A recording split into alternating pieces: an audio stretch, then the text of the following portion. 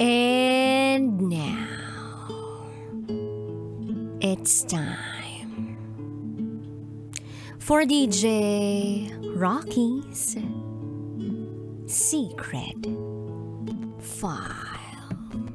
Nakita ang nanay ko sa isang masukal na damuhan. Duguan ng mga kamay at may hawak na patalim. Hi DJ Rocky.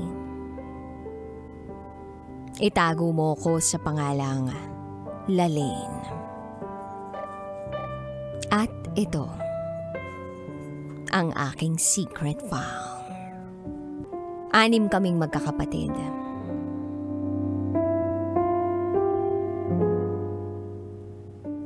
Five years old pa lang ako. Namulat na ako sa kahirapan ng buhay.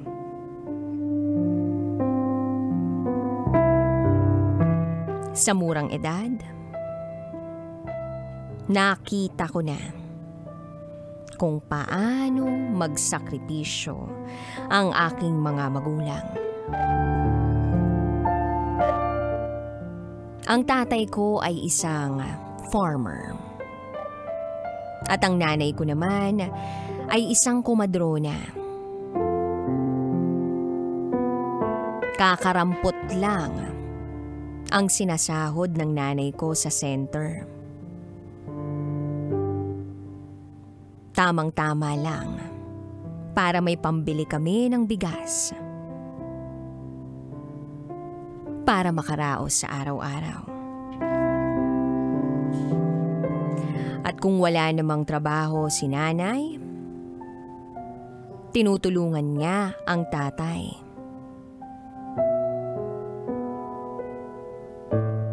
Sa awa naman ng Diyos, ay lumago yung farm. Nakapagpundar ng mga baka. Natulungan din ng mga magulang ko ang iba pa naming mga kamag-anak. Yung iba'y napag-aral. Kahit high school lang. Kahit ganun ang buhay, masaya na rin kami. Dahil kahit papaano, ay nakakaraos. Tumagal ng ilang taon ang kasiyahang yun. Hanggang sa merong hindi inaasahang pangyayari. Grade 6 ako noon. Parang biglang may nagbago.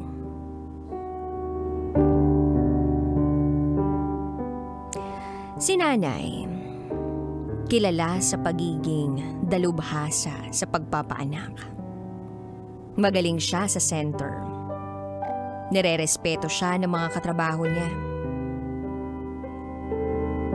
Bukod pa ron, napakabait ni nanay.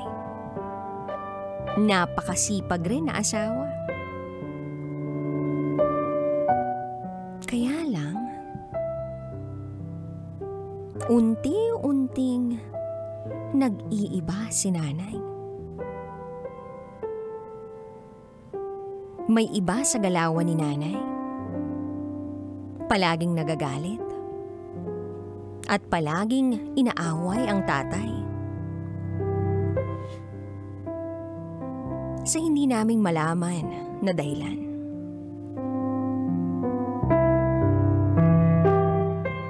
Isang araw, kinausap kami ni nanay. Kaming magkakapatid yun. At ang sabi niya, makinuod muna kami sa tiyahin namin. Hindi naman niya yun ginagawa dati. Dahil ayaw ni nanay na inaabot kami ng gabi sa ibang bahay. Kitang-kita ko pa yung saya sa mukha ni nanay nung binanggit niya ang mga katagang yun. Walang bahid. Walang bahid ng lungkot o pag-aalala. Lumipas ang oras. Bigla na lamang may sumigaw na, "Tulong! Tulong!" Umalingaw-ngaw ang boses lalaki na nanggagaling sa bahay namin. Naalarma lahat ng tao. Pati ang tiyahin ko. Sabay sabing, parang boses ng tatay niyo yun. Pati pamilya ng nanay ko ay napasugod. Inalam ang nangyayari. Tumungo sila sa bahay namin. At pagbukas nila ng pinto, ay bumungad ang tatay namin na duguan. May saksak sa leeg.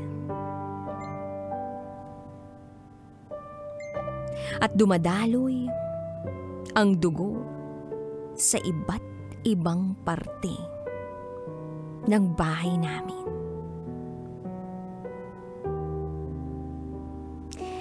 Iyak kami ng iyak dahil pakiramdam namin ay mamamatay na ang tatay.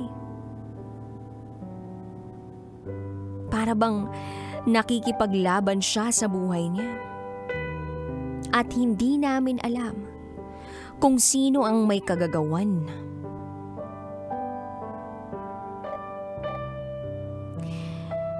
Hinanap namin si nanay. Pero wala siya. Agad naman kaming itinakbo ng kapatid ni nanay dahil iniisip niya na baka pati kami ay masaktan. Dumaan kami sa mga masusukal na talahiban. Nasugatan pa nga ako ng isang botelyang basag. Pero hindi ko ininda yun. Ang iniisip ko ay kung makakaligtas kaya ang tatay namin sa natamo niyang sugat. At ligtas kaya ang aming nanay. Baka may nangyari sa kanyang masama. Ipinagdarasal ko na lang na sana parehas silang mailigtas. Itinakbo si tatay sa ospital at hinanap naman si nanay.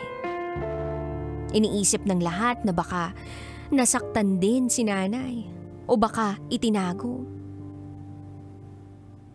Hanggang sa nakita ang nanay ko sa isang masukal na damuhan. Duguan ang kamay at may hawak na patalim. Kumikilos ng hindi maganda. Kung ano-anong pinagsasasabi.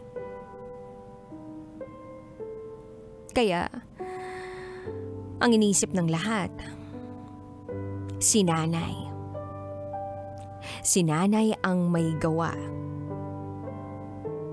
sa pananaksak kay tatay. Agad na dinakip si nanay.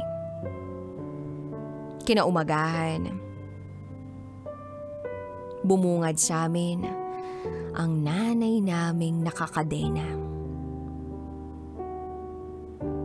Kahit kamumulat pa lang ng mga mata ko, pumatak ng mga luha.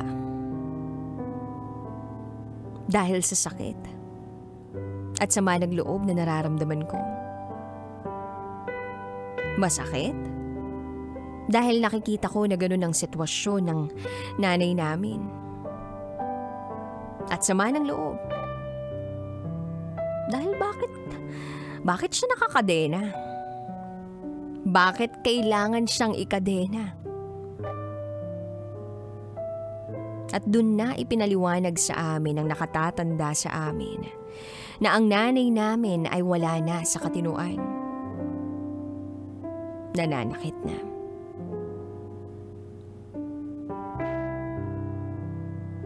Yung saksak sa tatay namin siya raw ang may gawa nun. Mahirap tanggapin. Pero nandun kami sa sitwasyon na iyon. Walang patid ang pag-iiyakan naming magkakapatid. Tandang-tanda ko pa na tinitingnan akong maigi ng nanay namin, na para bang gusto niya akong yakapin. Ako naman, parang may tumutusok sa puso ko habang nakikita ko si nanay sa ganong sitwasyon.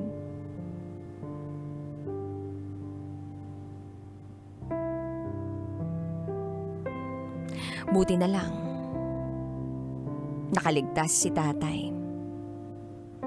Gumaling na rin. Lumipas ang 1 linggo. Mahiwaga ang nangyari. Biglang umukay si nanay. Humingi siya ng tawad sa ginawa niya. Pero ang pamilya ni tatay, ayaw na kay nanay.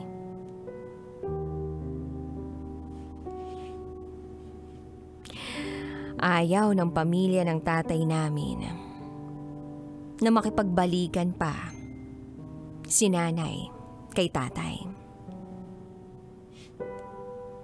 Pero tinanong kaming magkakapatid. Siyempre, ang gusto naming mangyari ay mabuo uli kami. Mabuo ang pamilya namin. Naghintay kami ng halos kalahating taon hanggang sa tuluyan nang gumaling si nanay. Nabuo uli ang pamilya namin. Kaya lang,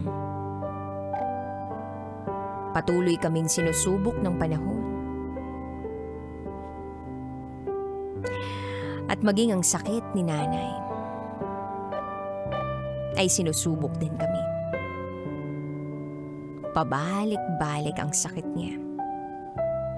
Pero hindi namin siya sinukuan. Gusto ko nang makatulong sa pamilya namin. Gusto ko nang kumita ng pera. Kaya sa murang edad, nagpasya akong mag-abroad. Sa kabudihang palad, nakaalis ako ng bansa.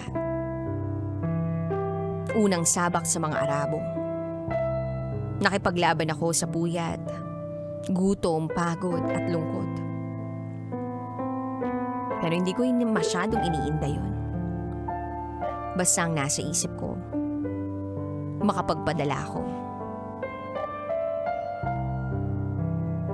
Malungkot, oo. At ang lupit. Ang lupit ng mga amo ko dahil pinagpasapasahan ako ng iilang bahay. Puro 3rd floor para linisan.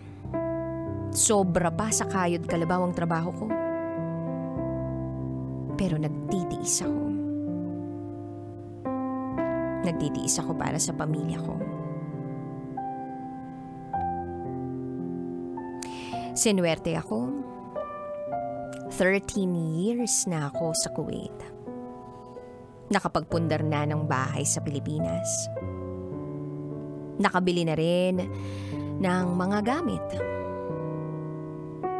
At pang-araw-araw na pagkakakitaan. Sa ngayon, nasa piling na ako ng pamilya ko.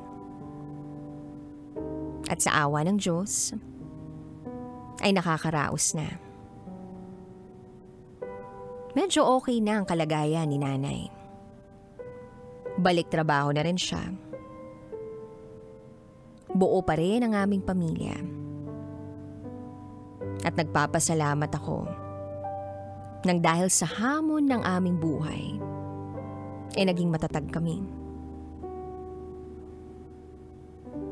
Ang tatandaan lang natin palagi ay hindi dapat tayo sumuko Laban lang. Habang may buhay. At higit sa lahat,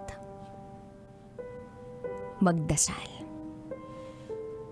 Hanggang dito na lang po, DJ Rocky. Muli, ako si Laling. At ito, ang aking secret file.